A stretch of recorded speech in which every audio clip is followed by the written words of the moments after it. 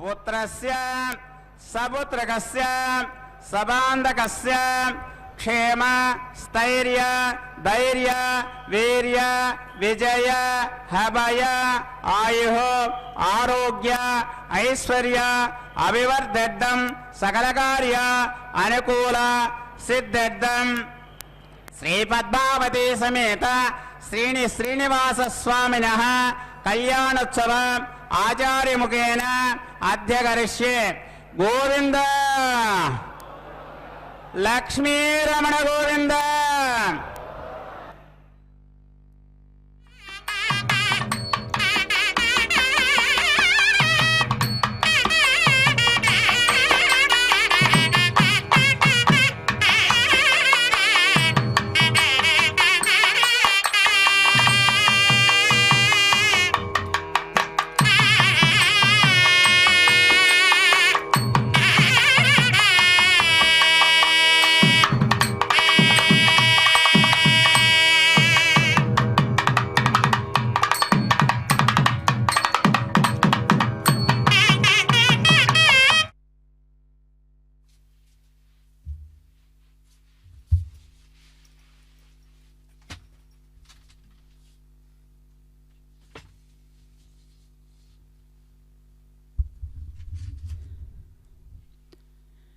ಶ್ರೀ ಪದ್ಮಾವತಿಯೇ ನಮಃ.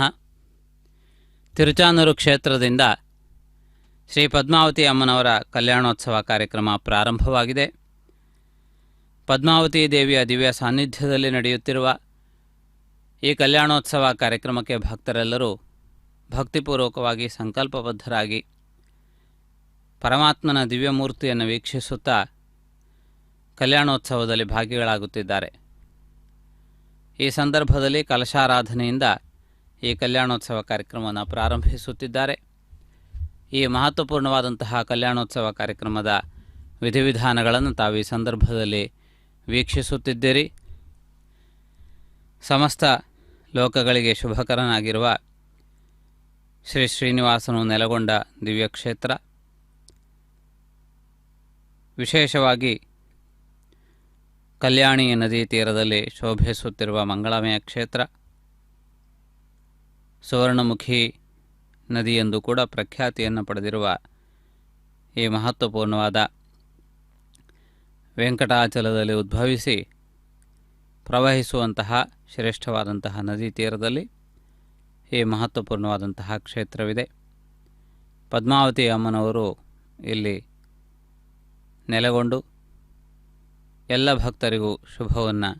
ಈ ಸಂದರ್ಭದಲ್ಲಿ ಒದಗಿಸಿಕೊಡುತ್ತಿದ್ದಾರೆ. ಸಕಲ ಲೋಕ ಶುಭಕರನಾಗಿರುವಂತಹ ಪರಮಾತ್ಮ ಸರ್ವರಿಗೂ ಮಂಗಳವನ್ನು ಸಂತೋಷವನ್ನು ಉಂಟು ಮಾಡಲಿ. ವಿಶೇಷವಾದಂತಹ ರೀತಿಯಲ್ಲಿ ಕಲಶಾರಾಧನಾದಿ ಪ್ರಕ್ರಿಯೆಗಳೊಂದಿಗೆ ಈ ಉತ್ಸವವನ್ನು ನಿರ್ವಹಿಸುತ್ತಿರುವುದನ್ನು ತಾವು ಗಮನಿಸುತ್ತಿದ್ದೀರಿ. ಇದೀಗ ಕಲಶಾರಾಧನಾದಿ ವಿಧಿಗಳನ್ನು ನಿರ್ವಹಿಸುವ ಭಾಗವಾಗಿ ಕ್ಷೇತ್ರಪಾಲಕರ ಅರ್ಚನೆ, ವಿಶ್ವಕ್ಸೇನಾರಾಧನೆ, ಶುದ್ಧಿ ಪುಣ್ಯಾಹವಾಚನೆ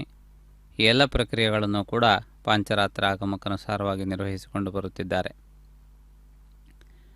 ಶುಭಕರನಾಗಿರುವಂತಹ ಪರಮಾತ್ಮನು ವಿಧ ವಿಧವಾದ ವೈಭವಗಳೊಂದಿಗೆ ಶೋಭಿಸುತ್ತಿರುವುದನ್ನು ತಾವು ಗಮನಿಸುತ್ತಿದ್ದೀರಿ.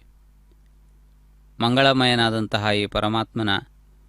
ದಿವ್ಯ ವೈಭವವನ್ನು ವೀಕ್ಷಿಸುತ್ತಾ ನಾವೆಲ್ಲರೂ ಪರಮಾತ್ಮನ ಪರಿಪೂರ್ಣವಾದಂತಹ ಅನುಗ್ರಹವನ್ನು ಪಡೆಯುವುದಕ್ಕೆ ಬೇಕಾದಂತಹ ಮಹತ್ವಪೂರ್ಣವಾದ ಸಂದರ್ಭ ಇಲ್ಲಿ ಒದಗಿ ಬರುತ್ತಿದೆ. ಕಲಶಾರಾಧನಾದಿ ವಿಧಿಗಳೊಂದಿಗೆ ಈ ಪ್ರಕ್ರಿಯೆಯನ್ನು ಪ್ರಾರಂಭಿಸುತ್ತಿರುವುದನ್ನು ತಾವು ಗಮನಿಸುತ್ತಿದ್ದೀರಿ. ಶುಭಕರನಾಗಿರುವಂತಹ ಶ್ರೀ ಶ್ರೀನಿವಾಸನು ಕಲಿಯುಗದ ಭಕ್ತಜನರ ಉದ್ಧಾರವೇ ಪ್ರಧಾನವಾದಂತಹ ಸಂಕಲ್ಪವಾಗಿ ಇಲ್ಲಿ ವಿರಾಜಮಾನನಾಗಿದ್ದಾನೆ. ಅಂತಹ ಶುಭಕರನಾಗಿರುವಂತಹ ಪರಮಾತ್ಮನ ದಿವ್ಯ ವೈಭವವನ್ನು ತಾವು ಈ ಸಂದರ್ಭದಲ್ಲಿ ವೀಕ್ಷಿಸುತ್ತಿದ್ದೀರಿ. ಕಲಶಸ್ಯ ಮುಖೇ ವಿಷ್ಣು ಕಂಠೇ ರುದ್ರ ಸಮಾಶ್ರಿತಃ ಕುಕ್ಷೌತು ಸಾಗರಾಸ್ ಸರ್ವೇ ಸಪ್ತದ್ವೀಪ ವಸುಂಧರ. ಈ ಕಲಶಕ್ಕೆ ಇರುವಂತಹ ಮಹತ್ವ ಅಂತಹದ್ದು. ತ್ರಿಮೂರ್ತಿಗಳ ಆವಾಸ ಸ್ಥಾನ, ಸಕಲ ತೀರ್ಥಗಳ ಆವಾಸ ಸ್ಥಾನವಾಗಿ ಇದು ಪ್ರಧಾನವಾದದ್ದು. ಆದ್ದರಿಂದ ಈ ಕಲಶಾರಾಧನಾದಿ ವಿಧಿಗಳನ್ನು ವೀಕ್ಷಿಸಿ ಧನ್ಯರಾಗೋಣ. ನಮೋ ವೆಂಕಟೇಶಾಯ.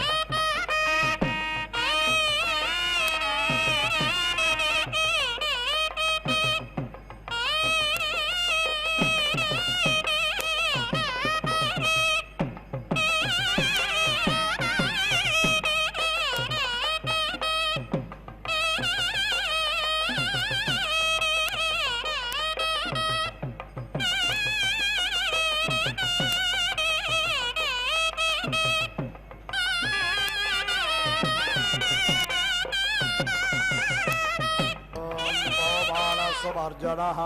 पवित्रेण विचर्षणिः यः पोदासपुटातुमा पुनन्तु मा देवजनाः पुनन्तु मनबोधिया पुनन्तु विश्व आयवः जातवेद पवित्रवदे पवित्रेण पुनाहिमा शुक्रेण देवदेद्यते अग्ने क्रत्वाक्रतो गुम्रणो यत्ते पवित्रमक्षुषे अग्ने विततमन्तरा ब्रह्मतेन पुनेमहे भाभ्यां देवसवितः पवित्रेण सवेन च इदं ब्रह्म पुणेमहे वैश्वदेवे पुनते देव्यागात् यस्यै बह्वे स्तन्वो वेदपृष्ठाः तया मदन्तसदमाद्येष अयज्ञस्यामपतयोरयेणां वैश्वानरो रश्मेभर्मा पुनातो पादप्राणेन शिरोमयो भोः या वा पृथिवे पयसा पयोभिः ऋतावरे यज्ञये मा पुनेतां बृहद्भ्यः सवितस्त्रभिः परिशिष्टैर्देवमन्मभिः अग्ने दक्षैः पुनाहिमा येन देवा अपुनता येनापो दिव्यङ्गशः तेन दिव्येन ब्रह्मणा इदं ब्रह्म पुणेमहे यः पावमानेरध्येते ऋषिभ्यः सम्भृतगुम्रसं सर्वगुंसपोतमश्नाते स्वदितं मातरिष्वना पावमानेर्यो अध्येते ऋषिभ्यः सम्भृतगुम्रसं तस्मै सरस्वते दुहे क्षीरगुं शर्पर्मदोदकं पावमाने स्वस्तयनेः सुदोघाहिपयस्वतेः ऋषिभ्यः सम्भृतोरसः ब्राह्मणेषु मृतगुं हितं पावमानेर्दिशन्तु नः इमं लोकमथो अमुं कामान् समर्थयन्तु नः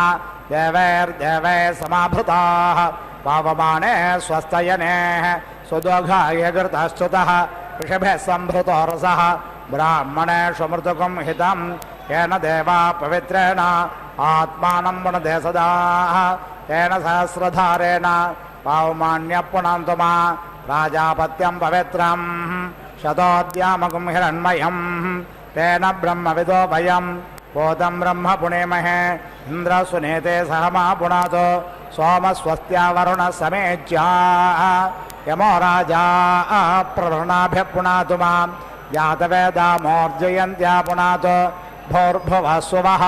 तच्छंयोरावृणेमहे गातुं यज्ञाय गातुं यज्ञपतये देवे स्वस्तिरस्तु नः स्वस्तिर्मानुषेभ्यः ऊर्ध्वं च गातु भेषजं षण्णो अस्तद्विपदे षञ्चतुष्पदे ॐ शान्ति शान्ति शान्तिः.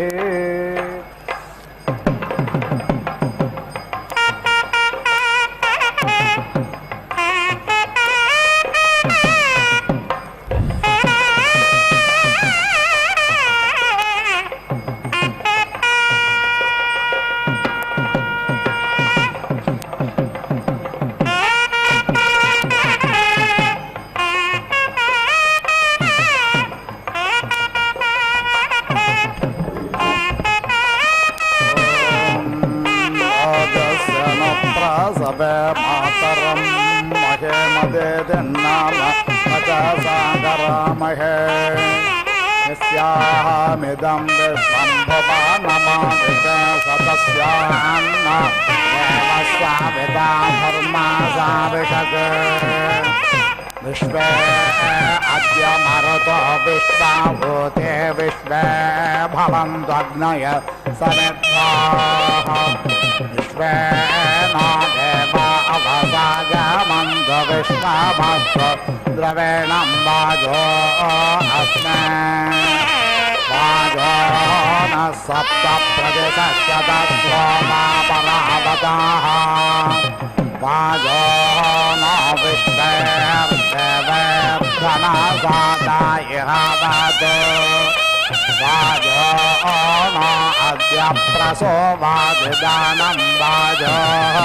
देवान् ऋतुभः कल्पयाते वाजो मा सर्वा वेरञ्चकार सर्वा आशा वाजापदर्भवेयम् वाजः पुरस्तादुपमस्यतो न वाजो देवान्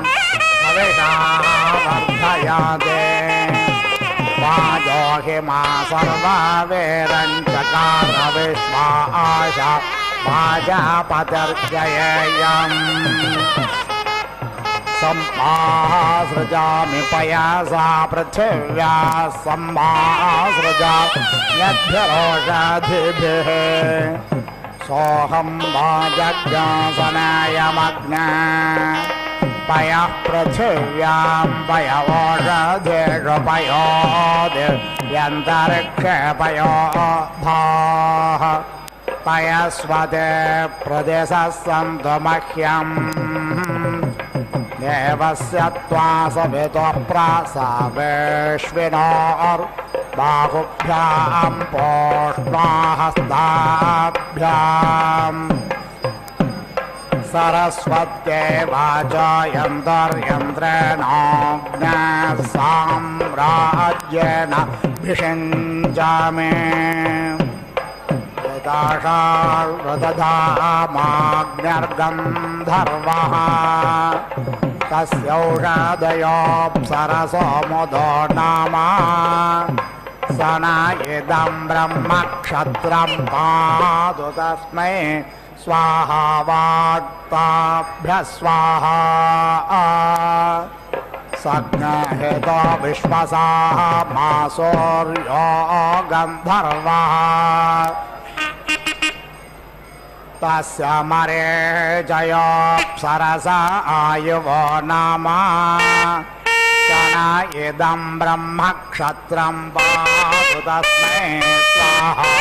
वाक्ताभ्यः स्वाहा सुषुम्न सूर्यरश्मिश्चन्द्रमा गन्धर्वः तस्य नक्षत्राण्यप्सरसोऽभ्यपुरयो स न इदं ब्रह्मक्षत्रं पातु तस्मै स्वाहा वाक्ताभ्यः स्वाहा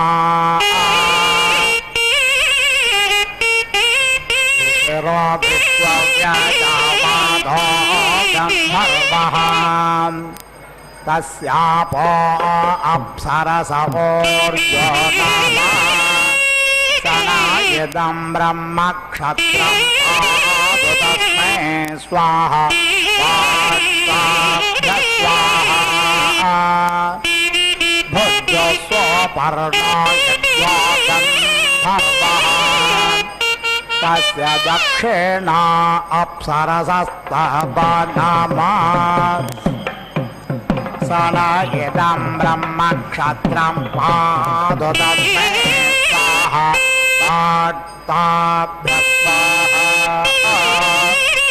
प्रजापतिर्विश्वकर्मा मनो गन्धर्वः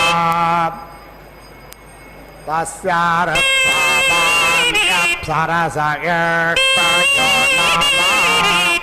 स न इदं ब्रह्मक्षत्रं पातु तस्मै स्वाहा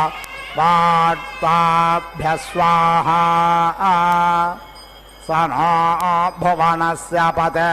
प्रजापते यस्य द उपरे गृहायस्य वेहा अस्मै ब्रह्मणेऽस्मै क्षत्राय महिषर्म यच्छ स्वाहा समुद्रासि नभस्वानार्द्रदानशम्भो मायो भोरभिमावाहि स्वाहा मारुतोऽसि मरुताङ्गणशम्भोर्मायो भो अभिमावाहि स्वाहा अवस्योरसि दुवस्वाञ्छम्भोर्मायो भो अभिमावाहि स्वाहा यास्ते अग्ने सूर्यरुचो दिवा मातन्वन्ते रश्मिभिः ताभर्नो अद्य सर्वाभिः रुचे जनाय नस्कृध्ये यावो देवा सूर्यरुचो गोष्वश्वेषु यारुचाः इन्द्राग्नेताभ्यः सर्वाभिरुचन्नो भक्त बृहस्पते रुचन्नो देहि ब्राह्मणेषु रुचग्नो राजसु नस्कृते रुचं विश्वेषु शूद्रेषु मये देहि रुचारुचम् तत्त्वायामि ब्रह्मणा वन्दमानस्तदाशास्ते यजमानो हविर्भिः अहेळमानो वरुणेह बोध्योरसज्ञ समान आयुः प्रमोषेः स्वर्णधर्म स्वाहा स्वर्णार्क स्वाहा स्वर्णशुक्र स्वाहा स्वर्णज्योतिः स्वाहा स्वर्णसूर्य स्वाहा अग्नेयो नज्मिषवसा घृतेन दिव्यज्ञसोपर्णं पयसा बृहन्तम् तेन गमेम भ्रद्रस्य विष्टपज्ञस्वरुहान अधिनागमुत्तमम् इमौ ते पक्षा अजरोपततृणो याभ्याज्ञ कक्षाग्स्य बहग्स्यग्ने ताभ्यां पदेम सुकृतामुलोकै यत्र ऋषयो जग्मुः प्रथमजाः पुराणाः इन्दुर्दक्षस्येन रता बाहिरण्यपक्ष शकुनो भोरण्यः महान् सधस्ते ध्रुवानिषत्तो नमस्ते अस्तु मामाहिज्ञासेः निवामोर्ध्वासे पृथिव्यानाभिरोर्गपामोषदीनाम् विश्वायुश्चर्मा सप्रधानमस्पथे विश्वस्य मोग्धन्नधे तिष्ठसे श्रुतस्य मुद्रेते हृदयमप्स्वायोरपोधत्व दधिं भिन्दा देवस्पर्जन्यादन्तरिक्षात् पृथिव्यास्ततो न वृष्ट्या वा इष्टो यज्ञो भृगोभिराशेर्द्वावसोभिः तस्य न इष्टस्य प्रेतस्य द्रवेणेहागमे इष्टो अग्निराहोतः पिपर्तो न इष्टज्ञहविः स्वगेदं देवेभ्यो नमः यदा गोदात् समसोद्धृतो वा हृदयो वा मनसे मनसुम्भृतं चक्षुषो वा तदा न प्रेता सुकृतामुलोकै यत्र ऋषयो जग्मुः प्रथमज पुराणाः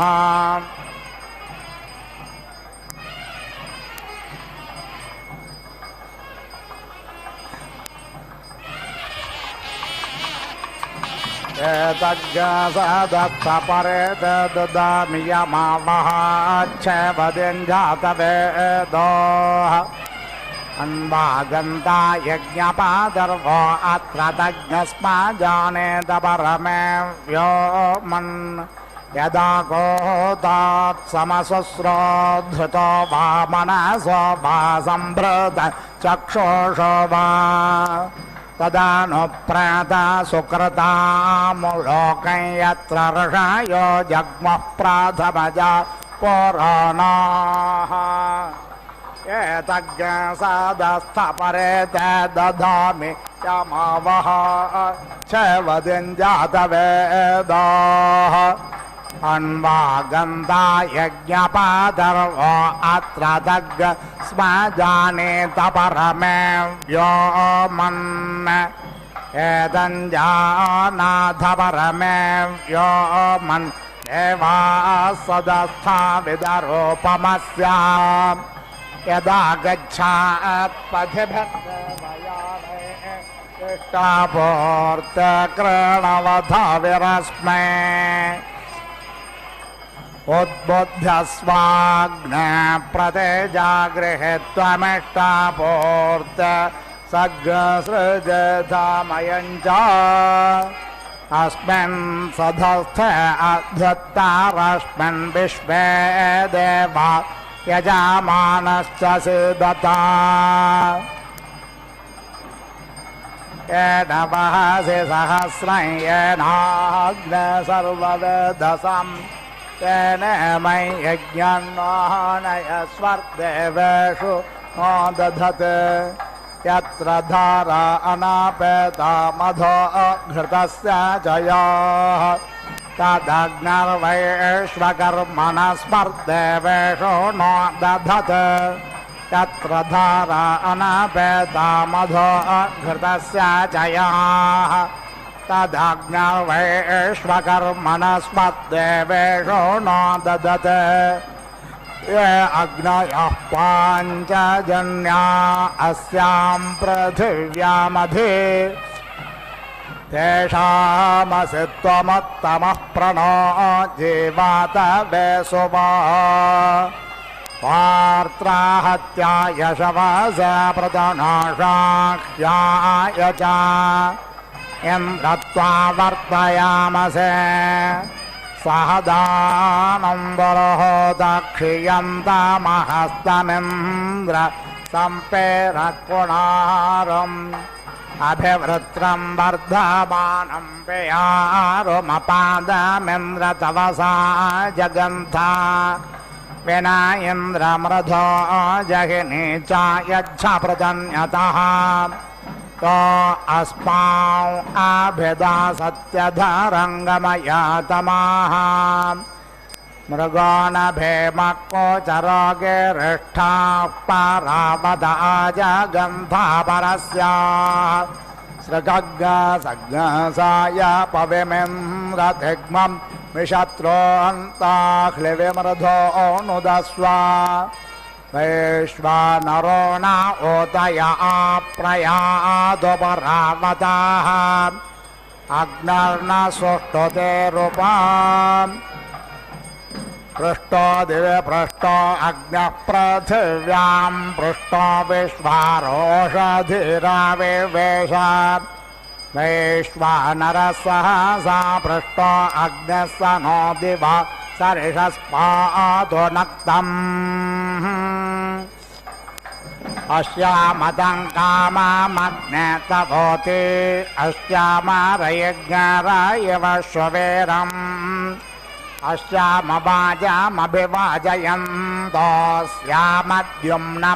अस्यामवाजमभिवाजयन्तोऽस्यामद्युम्नमजराजरन्ते वयन्ते अद्य रिमाहि कामामुत्तानहस्तानमसोपसद्य यज्येष्ठेन मनसा यक्षदेवानस्य धत्तामन्मान विप्रो अग्ने धामच्छदग्निरिन्द्रो ब्रह्मा देवो बृहस्पतिः सचेतसो विश्वे देवा यज्ञं प्रावन्तु न शुभे त्वय्याविष्टदासु षड्रागः पाह्यशृणुधे गिराः रक्षातोकमुतत्पना स्वाद्वेन्द्रो स्वदुना देव्रान् देव्रेणामृतामृतेन मधुमते मधुमदासृजामि सज्ज सोमेन सोमो अस्यश्वेभ्यां पच्यस्व सरस्वत्यै पच्यस्व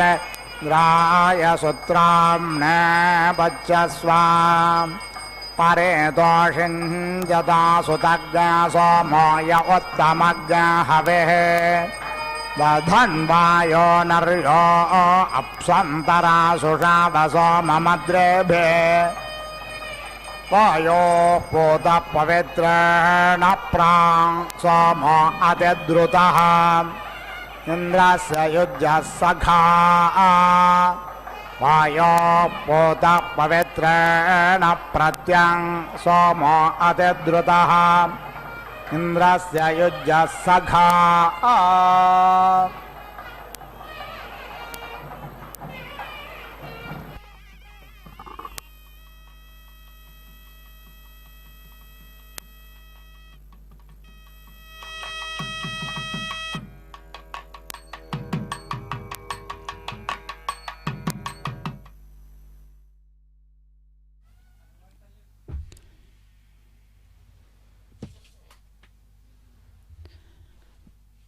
ಪದ್ಮಾವತಿ ಅಮ್ಮನವರ ಕಲ್ಯಾಣೋತ್ಸವದ ಕನ್ಯಾದಾನದ ವಿಧಿವಿಧಾನಗಳನ್ನು ನೋಡುವವರಿದ್ದೇವೆ. ಪರಮಾತ್ಮನ ಹಾಗೂ ಸಮಸ್ತ ಲೋಕಕ್ಕೆ ಜನನಿಯಾಗಿರುವಂತಹ ಜಗನ್ಮಾತೆಯ ಮಧ್ಯದಲ್ಲಿ ಪುಷ್ಪಮಾಲಿಕೆಯನ್ನು ಇರಿಸಿರುವುದನ್ನು ತಾವು ಗಮನಿಸಬಹುದು. ಇದನ್ನು ಸಂಬಂಧಮಾಲೆ ಎನ್ನುವಂತಹ ಹೆಸರಿನಿಂದ ಕರೆಯುತ್ತಾರೆ. ಇವರಿಬ್ಬರ ಮಧ್ಯದಲ್ಲಿ ಒಂದು ಸಂಬಂಧವನ್ನು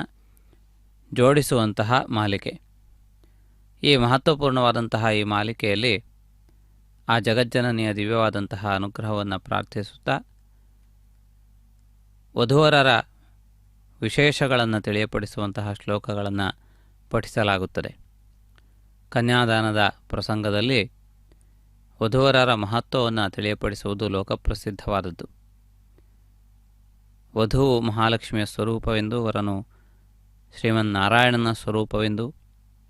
ಅವರಿಬ್ಬರಿಗೆ ಸಂಬಂಧಪಟ್ಟಂತಹ ಅನೇಕ ಕಲ್ಯಾಣ ಗುಣಗಳು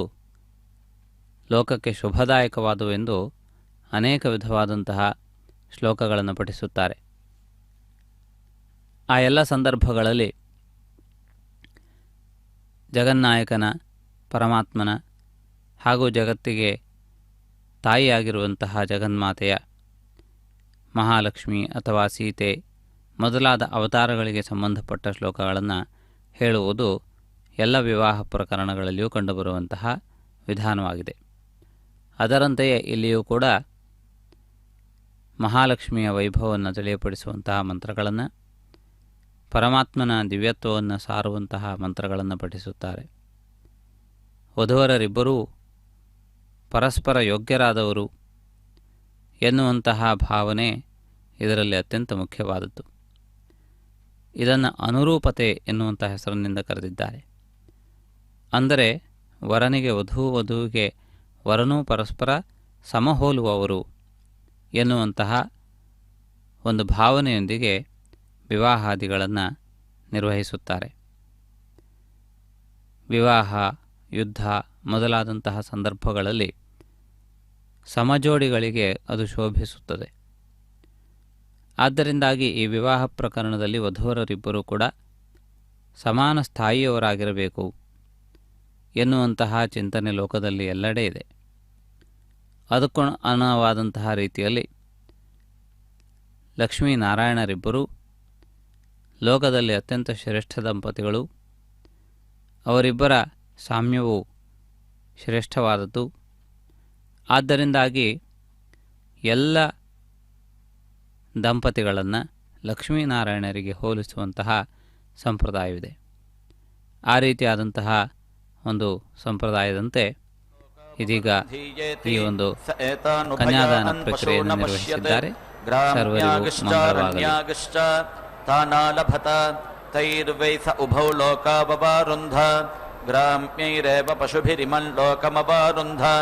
ಆರಣ್ಯೈರಮುಂ ಯದ್ಗ್ರಾಮ್ಯಾನ್ ಪಶೂನಾ ಲಭತೆ ಇಮಮೇವ ತೈರ್ಲೋಕಮವರುಂಧೆ ಯದಾರಣ್ಯಾನ್ ಅಮುಂತೈಃ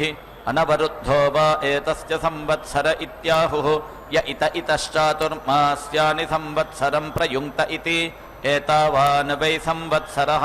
ಯಚ್ಚಾತುರ್ಮಾಸ್ಯಾನಿ ಯದೇತೆ ಚಾತುರ್ಮಾಸ್ಯಾಃ ಪಶವ ಆಲಭ್ಯಂತೆ ಪ್ರತ್ಯಕ್ಷಮೇವ ತೈಃ ಸಂವತ್ಸರಂ ಯಜಮಾನೋ ವರುಂಧೆ ಪಿವಾ ಏಷ ಪ್ರಜಯಾ ಪಶುಭಿರ್ರುಧ್ಯತೆ ಯಃ ಸಂವತ್ಸರಂ ಪ್ರಯುಂಕ್ತೆ संवत्सरः सुवर्गो लोकः सुवर्गं तु लोकं नापराध्नोति प्रजा वै पशव एकादशिनी यदेत ऐकादशिनाः पशव आलभ्यन्ते साक्षादेव प्रजां पशून् यजमानो वरुन्धे प्रजापतिर्विराजमसृजत सा सृष्टाश्वमेधं प्राविशत् तान् दशिभिरनुप्रायुङ्क्त तामा अप्नोत् तामाप्त्वा दशिभिरवारुन्ध यद्दशिन आलभ्यन्ते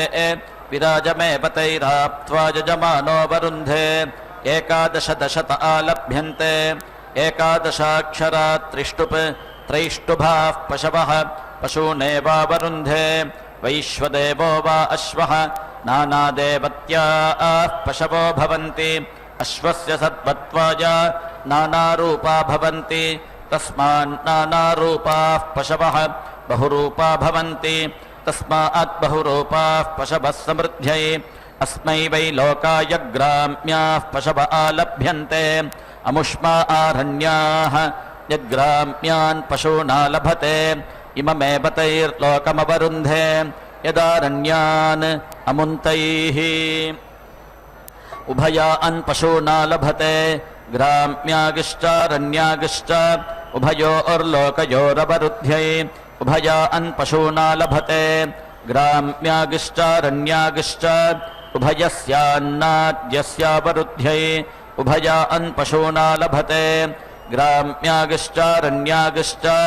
उभयेषां पशूनामवरुध्यै त्रयस्त्रयो भवन्ति त्रय इमे लोकाः येषान् लोकानामाप्त्यै ब्रह्मवादिनो वदन्ति कस्मात् सत्यात् अस्मिन् लोके बहवः कामा इति यत्समानीभ्यो देवताभ्योऽन्ये पशव आलभ्यन्ते अस्मिन्नेव तल्लोके कामा दधाति तस्मादस्मिन् लोके बहवः कामा आह त्रयानागुं सह वपाजुहोति त्र्यावृतो वै देवाः त्र्यावृत इमे लोकाः येषान् लोकानामाप्त्यै येषान् लोकानां क्लृप्त्यै पर्यग्निकृतानारण्यानुत्सृजञ्च हि गंसायै युञ्जन्ति ब्रद्धमित्याह असौ वा आदित्यो ब्रद्धः आदित्यमेवास्मै युनक्ति अरुषमित्याह अग्निर्वा अरुषः अग्निमेवास्मै युनक्ति चरन्तमित्याह वायुर्वै चरन् वायुमेवास्मै युनक्ति परितस्थुष इत्याह इमे वै लोकाः परितस्थुषः इमानेवास्मै लोकान् युनक्ति रोचन्ते रोचनादिवीत्याह नक्षत्राणि वै रोचनादिवि नक्षत्राण्येवास्मै रोचयति युञ्जन्त्यस्य काम्येत्याह कामानेवास्मै युनक्ति हरिविपक्षसेत्याह इमे वै हरिविपक्षसा इमे एवास्मै युनक्ति शोनाधृष्णो नृवाहसेत्याह अहोरात्रे वै नृवाहसा अहोरात्रे एवास्मै युनक्ति एता एवास्मै देवता युनक्ति सुवर्गस्य लोकस्य समष्ट्यै केतुं कृण्वन्न केतव इति ध्वजं प्रतिमुञ्चति यश एवैनगं राज्ञा अङ्गमयति जीमूतस्येव भवति प्रतीकमित्याह यथा यजुरेवैतत् एते पन्थानः सवितः पूर्व्यास इत्यध्वर्युर्यजमानं वाचयत्यभिजित्यै परा वा एतस्य यज्ञ एति यस्य पशुरुपाकृतोऽन्यत्र वेद्या एति एतग्स्तोतरेतेन पथा पुनरश्वमावर्तयासि न इत्याह वायुर्वै स्तोता वायुमेवास्य परस्ता अद्दधात्यावृत्यै यथा वै हविषो गृहीतस्य स्कन्दति एवं वा एतदश्वस्य स्कन्दति यदस्योपाकृतस्य लोमा निशीयन्ते यद्वालेषु काचा नावयन्ति लोमा अन्येवास्य तत्सम्भरन्ति भूर्भुवः सुवरिति प्राजापत्याभिरावयन्ति प्राजापत्यो वा अश्वः स्वयैवैनं देवतया समर्धयन्ति भूरिति महिषी भुव इति वा वाता सुवरिति परिवृक्ति येषान् लोकानामभिजित्यै हिरण्ययाः काचा भवन्ति ज्योतिर्वै हिरण्यं राष्ट्रमश्वमेधः ज्योतिश्चैवास्मै राष्ट्रम् च समीची दधाति सहस्रम् भवन्ति सहस्रसंमितः सुवर्गो लोकः सुवर्गस्य लोकस्याभिजित्यै अपवा एतस्मात् तेज इन्द्रियम् पशवः श्रीः क्रामन्ति यो अश्वमेधेन यजते पशवस्त्वाञ्जन्तु गायत्रेण छन्दसेति महिष्यभ्यनक्ति तेजो वा आज्यम् तेजो गायत्री तेजसैवास्मै तेजो वरुन्धे रुद्रास्त्वा अञ्जन्तु त्रैष्टुभेन छन्दसेति भावाता तेजो वा आज्यम् इन्द्रियम् त्रिष्टुप् तेजसैवास्मा इन्द्रियमवरुन्धे आदित्यास्त्वा अञ्जन्तु जागतेन छन्दसेति परिवृत्ति तेजो वा आज्यम् पशवो जगति तेजसैवास्मै पशूनवरुन्धे पत्नयोऽभ्यञ्जन्ति श्रिया वा एतद्रूपम् यत्पत्नयः श्रियमेवास्मिन् तद्दधति नास्मात् तेज इन्द्रियम् पशवः श्रीरपक्रामन्ति लाजीन् छाचीन् यशो ममा इत्यतिरिक्तमन्नमश्वायोपाहरन्ति प्रजामेवान्नादीन् कुर्वते एतद्देव अन्नमत्तैतदन्नमद्धि प्रजापत इत्याह प्रजायामेवान्नाद्यम् दधते यदि नावजिघ्रेत् अग्निः पशुरासीदित्यवघ्रापयेत् अवहैव जिघ्रति आक्रान् वाजीक्रमैरत्यक्रमीद्वाजि द्यौस्ते पृष्ठम् पृथिवी सधस्थमित्यश्वमनुमन्त्रयते एषान् लोकानामभिजित्यै समिद्धो अञ्जन्कृतरम् मतीनामित्यश्वस्या प्रियो भवन्ति सरूपत्वाय तेजसा वा एष ब्रह्मवर्त्यसे न व्यर्ध्यते यो अश्वमेधेन यजते होता च ब्रह्मोद्यम् वदतः तेजसा चैवैनम् ब्रह्मवर्त्यसेन तसमर्थयतः दक्षिणतो ब्रह्मा भवति दक्षिणत आयतनो वै ब्रह्मा बार्हस्पत्यो वै ब्रह्मा ब्रह्मवर्चसमेवास्य दक्षिणतो दधाति तस्माद्दक्षिणोऽर्धो ब्रह्मवर्चसितरः उत्तरतो होता भवति उत्तरत आयतनो वै होता आग्नेयो वै होता तेजो वा अग्निः तेज एवास्यो उत्तरतो दधाति तस्मादुत्तरोऽर्धस्तेजस्वितरः यूपमभितो वदतः यजमानदेवत्यो वै यूपः यजमानमेव तेजसा च ब्रह्मवर्चसेन तसमर्थयतः किग्स्विदासीत् पूर्वचित्तिरित्याह द्यौर्वै वृष्टिः पूर्वचित्तिः दिवमेव वृष्टिमवरुन्धे किग्स्विदासीत् बृहद्वय इत्याह अश्वो वै बृहद्वयः अश्वमेवावरुन्धे किग्स्विदासीत् पिशङ्गिलेत्याह रात्रिर्वै पिशङ्गिला रात्रिमेवावरुन्धे किग्स्विदासीत् पिलिप्पिलेत्याह श्रीर्वै पिलिप्पिला अन्नाद्यमेवावरुन्धे कस्विदेकाकी चरतीत्याह असौ वा आदित्य एकाकी चरति तेज एवावरुन्धे क उस्विज्जायते पुनरित्याह चन्द्रमा वै जायते पुनः आयुरेवावरुन्धे किग्स्विद्धिमस्य भेषजमित्याह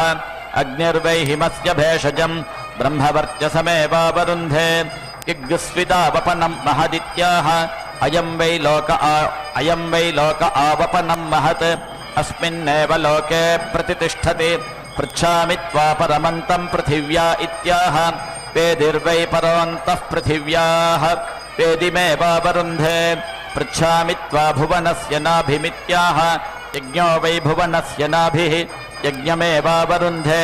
पृच्छामि त्वा वृष्णो अश्वस्य रेत इत्याह सोमो वै वृष्णो अश्वस्य रेतः सोमपीठमेवावरुन्धे पृच्छामि वाचः परमम् व्योमेत्याह ब्रह्म वै वाचः परमम् व्योम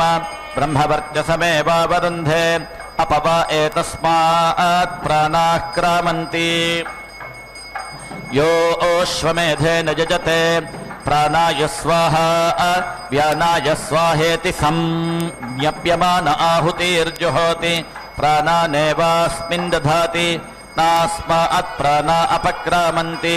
अवन्ति स्थावन्ति स्त्वावन्तु प्रियन्त्वा अप्रियाणाम् परिशिष्टमाप्यानाम् निधीनान् त्वा निधिपतिगम् हवामहे वसो ममेत्याह अपैवास्मै तद्नुवते ಅಥೋ ಧುವಂತ್ಯೇವೈನಂ ಅಥೋನ್ಯೇವಾಸ್ಮೈ ಇನ್ಹುವತೆ. ಪದ್ಮಾವತಿ ಅಮ್ಮನವರ ಕಲ್ಯಾಣೋತ್ಸವ ಕಾರ್ಯಕ್ರಮಕ್ಕೆ ಸಂಬಂಧಪಟ್ಟಂತೆ ಮಾಂಗಲ್ಯ ಪೂಜಾ ವಿಧಿಯನ್ನು ಇದೀಗ ಅರ್ಚಕರು ಪ್ರಾರಂಭಿಸಿದ್ದಾರೆ. ಈ ಹಿಂದೆ ಕನ್ಯಾದಾನವನ್ನು ನಾವು ವೀಕ್ಷಿಸಿದ್ದೇವೆ. ಇದೀಗ ಮಾಂಗಲ್ಯ ಪೂಜಾ ವಿಧಿಯನ್ನು ಪೂರ್ಣಗೊಳಿಸುತ್ತಿದ್ದಾರೆ. ಲಕ್ಷ್ಮಿಯ ಅಷ್ಟೋತ್ತರ ಶತನಾಮಾವಳಿಗಳಿಂದ ಮಹಾಲಕ್ಷ್ಮಿಯ ಸ್ಮರಣೆಯನ್ನು ಮಾಡುತ್ತಾ ಶ್ರೀ ಸೂಕ್ತಾದಿಗಳನ್ನು ಪಠಿಸುತ್ತಾ ಮಾಂಗಲ್ಯ ಪೂಜಾ ವಿಧಿಯನ್ನು ಪೂರ್ಣಗೊಳಿಸಿದ್ದಾರೆ. ಇದೀಗ ಮಾಂಗಲ್ಯ ಧಾರಣ ವಿಧಿಯನ್ನು ನಿರ್ವಹಿಸುವುದಕ್ಕಾಗಿ ಅರ್ಚಕರು ಸಂಸಿದ್ಧರಾಗಿದ್ದಾರೆ. ಸಂಕಲ್ಪಮಾನಂ ಪ್ರಕಲ್ಪಮಾನಮುಪಕಲ್ಪಮಾನಮುಪಕ್ಲುಪ್ತಂ ಕ್ಲುಪ್ತಂ ಶ್ರೇಯೋಪಸೀಯ ಆಯತ್ ಸಂಭೂತಂ ಭೂತಂ ಚಿತ್ರಃ ಕೇತುಃ ಪ್ರಭಾನಾಭಾನ್ ಸಂಭಾನ್ ಜ್ಯೋತಿಷ್ಮಾಗಿಸ್ತೇಜಸ್ವಾನಾತಪಗ್ಗಿಸ್ತಪನ್ನಭಿ ತಪನ್ ರೋಚನೋ ರೋಚಮಾನಃ ಶೋಭನಃ ಶೋಭಮಾನಃ ಕಲ್ಯಾಣಃ.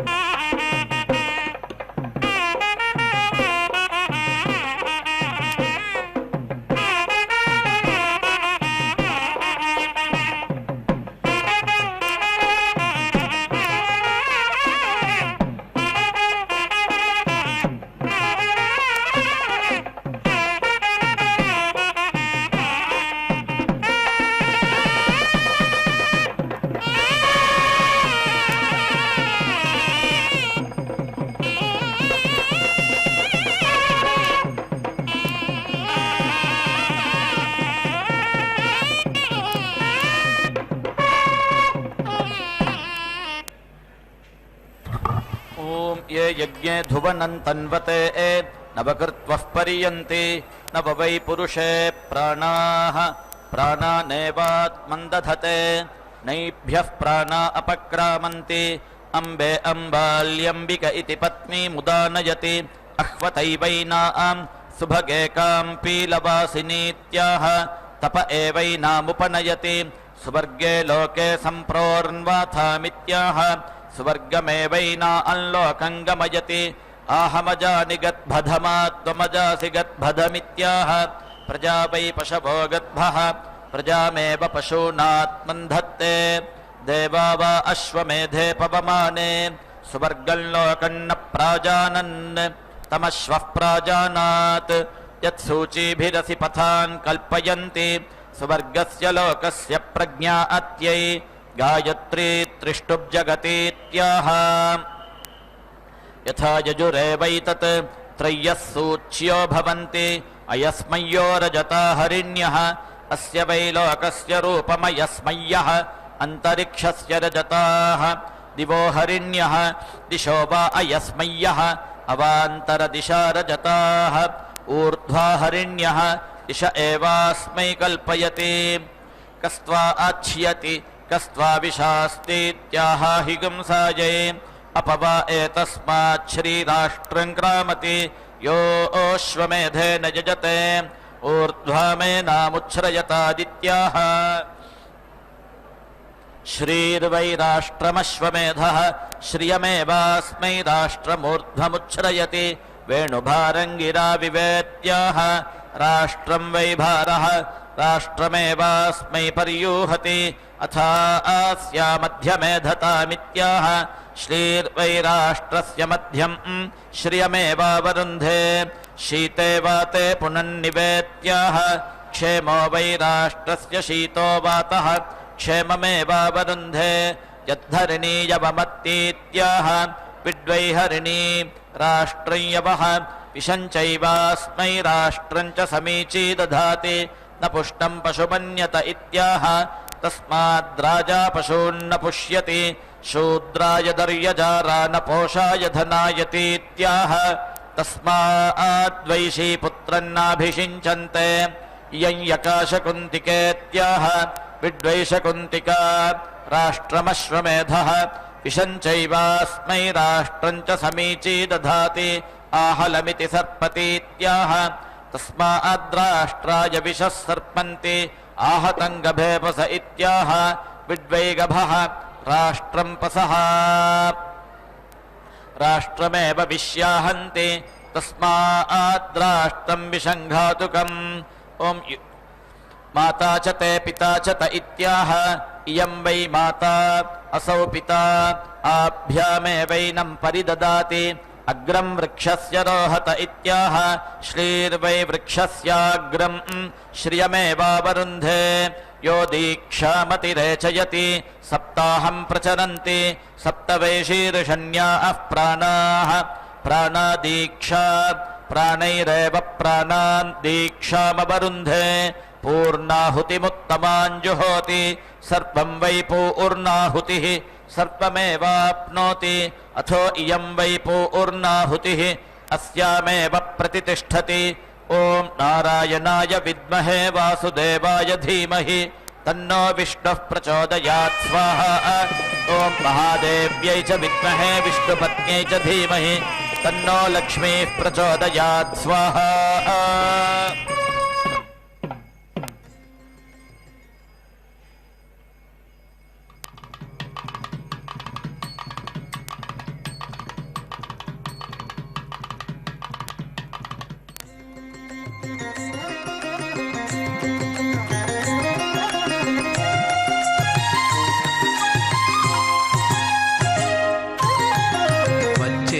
అలమేలు మంగ వచ్చెను అలమేలు మంగ ఈ పచ్చల కడియాల పణతి చలంగ వచ్చెను అలమేలు మంగ ఈ పచ్చల కడియాల పణతి చలంగ వచ్చెను అలమేలు మంగ పచ్చల కడియాల పణతి చలంగా వచ్చెను అలమేలు మంగ వచ్చెను అలమేలు మంగ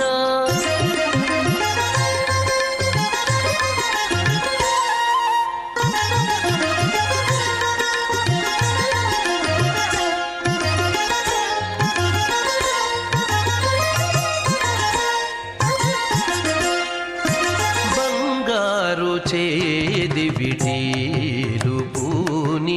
బంగారు చేది విడీలు పూని శృంగారవతులు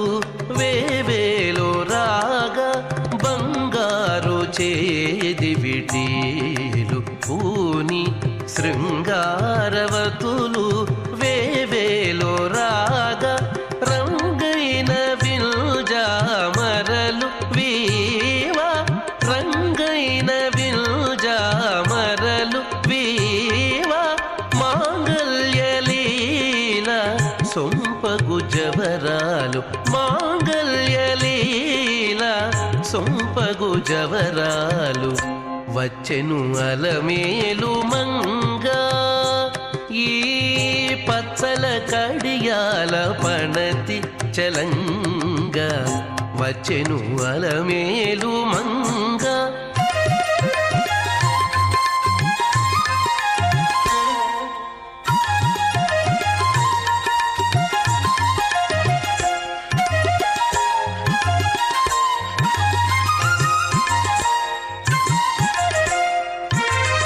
పలుకుల తేనియలోలుకా పలుకుల తేనియలోలుకా చెంత చిలుకలు కల కల పలుకా